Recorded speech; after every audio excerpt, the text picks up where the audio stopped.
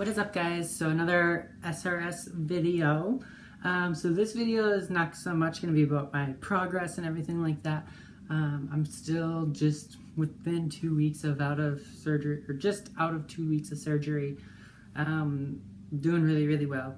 I made my last update video actually yesterday.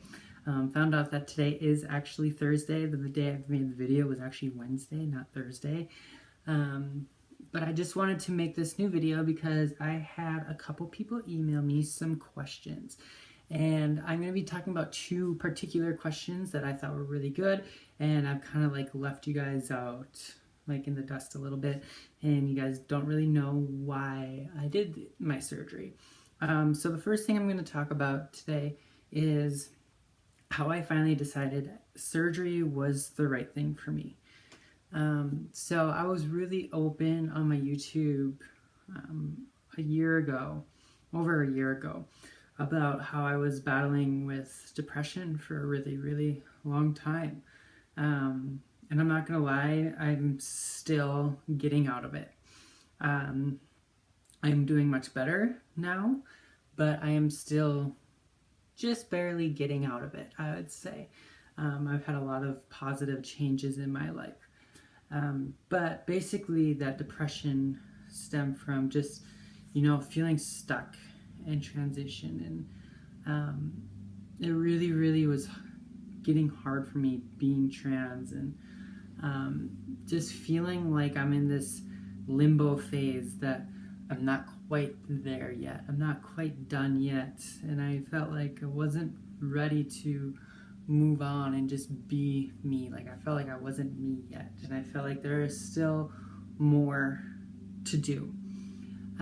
So what I did actually was I went to a therapist, and I worked really hard with my therapist. I started seeing them in January of 2016. And no, I might have started seeing them in November 2015. Yeah, it was November 2015 I started seeing them. And we worked extremely hard together to try to figure out if surgery was right for me or not. And basically we worked together from November 2015 up until this last May, so May 2017, and we still are talking and stuff. Obviously, I live in a different state now, so that makes it a lot harder. But I have been going on about 1.5 years strong of intense therapy just to make sure that I know that the surgery was the right path for me. I talked about things in my videos before about how, I'm okay with having a vagina, and I'm really freaked out because of the surgery, and I'm afraid of complications, and I'm just super afraid of just all this stuff going wrong, not having sensation and everything like that. And I'm gonna be 100% honest. I really mentally prepared hard for this surgery. And I did a lot of mental preparation. And one thing that I learned from YouTubers out there and people on Reddit and everything like that, it was they didn't realize how hard this surgery actually was, and they didn't expect it to be as hard as it was to recover and everything like that. So in my mind, I knew I had to be ready, and I knew I had to be focused, and I knew I had to put my entire life and energy into this surgery if I want to make it successful. And 2 weeks out of the surgery, I can say I successfully prepared myself. I'm going to be honest, I had a lot of battles in my mind about how hard it was going to be. Am I prepared enough? And the surgery just went super smooth, really smooth. And I've had 2 minor complications. Complication number 1 was on the first day post-op. I was bleeding just a little bit too much where I couldn't get out of my bed. Like, that is so minor, that's nothing. Complication number 2, I should say so far, because I'm still pretty fresh out, is for me, and it's not even a complication, it was just extra discomfort because of extra swelling. And in reality, I was just being a big baby about it because Crystal, the PA from Dr. McGinn's office, she's like, your swelling is like nothing. It's very insignificant. And so in reality, I've had no complications. Everything went so fine. And even though I was prepared for a complication, like granted, there still can be complications because obviously I'm still very numb down there. So who knows if I'm going to be able to sensate or orgasm still. I don't know. But based on how everything has been progressing, I'm knowing that everything is going to fall into place and be successful. So saying all that, I prepared myself on a scale 1 to 10. Like, this is my scale. This is a totally subjective scale. So for some people, it might be a 10. But on a scale 1 to 10, I was prepared to beat this surgery to be a 10. Like, I was ready to rock. And I prepared myself, and I was so ready for this surgery. And it ended up only being like a 6. Like, it was not that hard at all. And like I said, this is a very subjective scale because I've done a lot of work leading into surgery, and I'm really grateful I did. And I did a lot of mental preparation, and probably too much mental preparation. I made videos and I talked about how nervous I was about different aspects of my surgery, and I really talked through all those aspects with my therapist, and even more aspects than what I brought up in my videos. And we really worked on those. And because I really worked on those and played out all the scenarios, and since everything to me fell in line perfectly, this has been a breeze. It's been really not hard. Now granted, I say that, I'm gonna jinx myself and I'm gonna be struggling with something, but in reality, it hasn't been as hard as I thought it would be. And then I want to move on to the second question. So the second question was, how did I pick the doctor that I went to? So as you guys know, I went to Dr. McGinn. Dr. McGinn is who I believe is one of the top SRS surgeons in America. So criteria number 1, obviously when you're looking at surgeons, basically you got Canada, which is Dr. Broussard. You got about, if you want to go top-end surgeons, you got about 3 or 4 top-end surgeons here in the US, and then you got Thailand as an option. I, for one, knew that I wanted to stay in the US.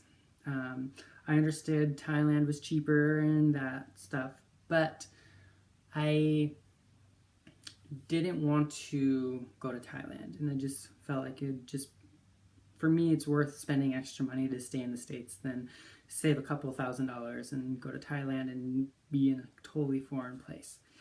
So that narrowed my search down to pretty much 3 people.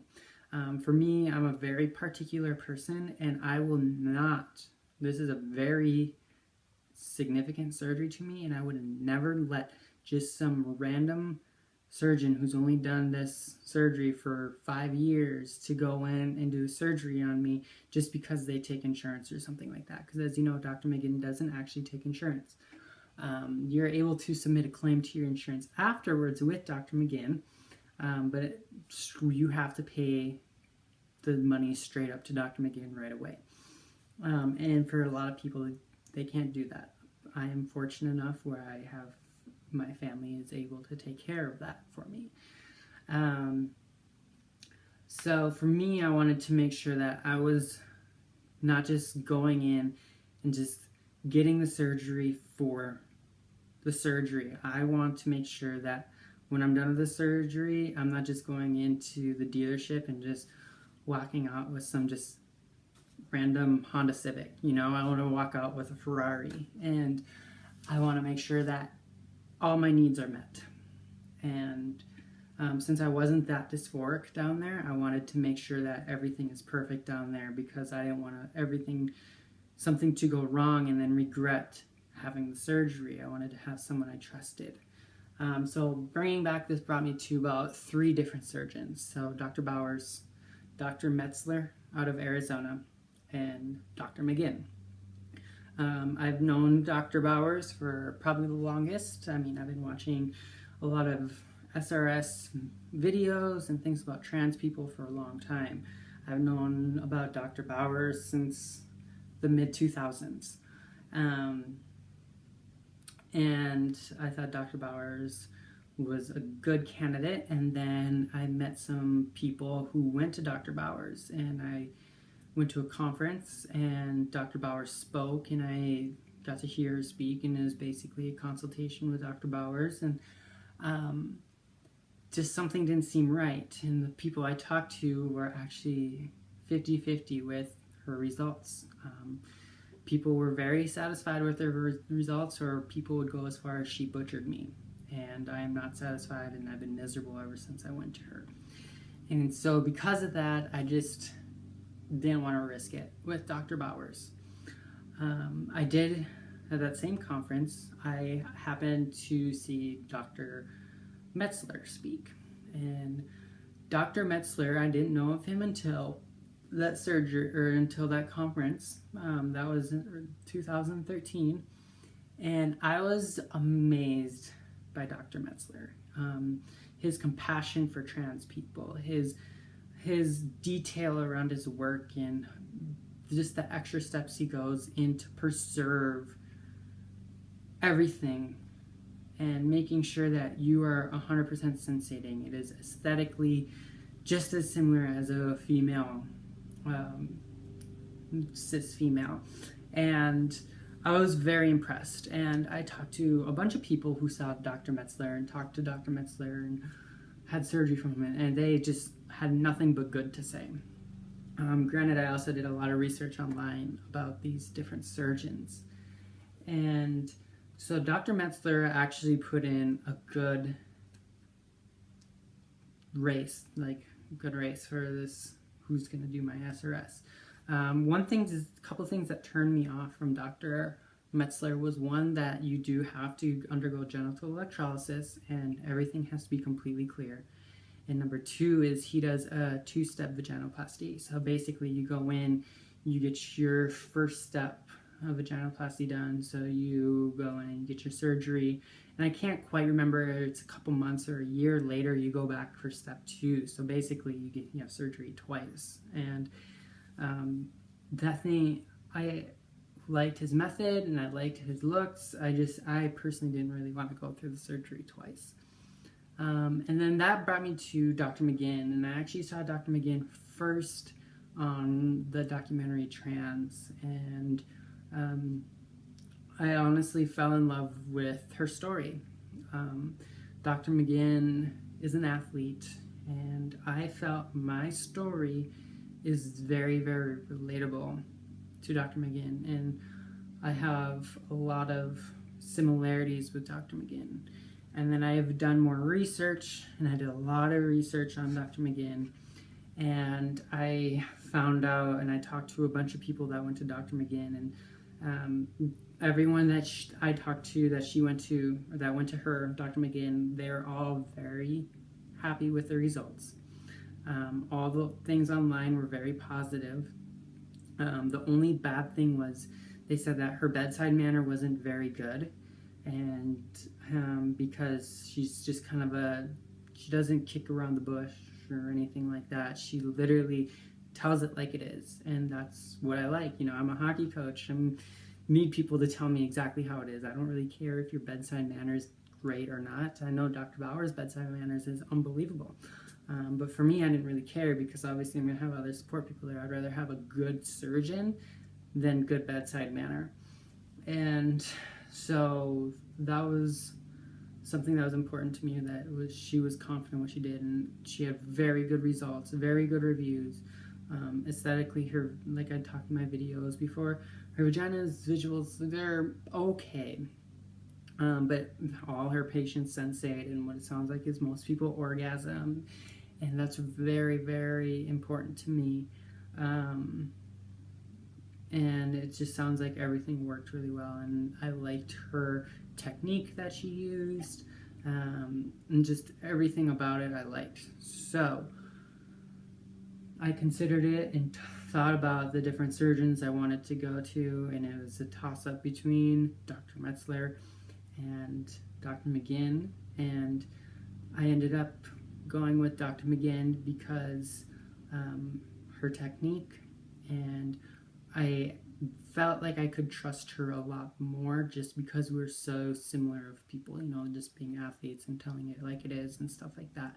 And I wasn't afraid that she wasn't gonna like beat around the bush with me. So, but yeah, that is my video. I talked about how I chose my doctor, as well as what were the deciding factors of me going to get SRS. So if you guys have any questions on this, I know it's kind of a long video. I probably could have made 2 videos, but the way this SRS series is working out, it seems like I'm going to have a lot of videos to release. So I just wanted to make this video into 2. So hope you guys have a great rest of your day. Bye.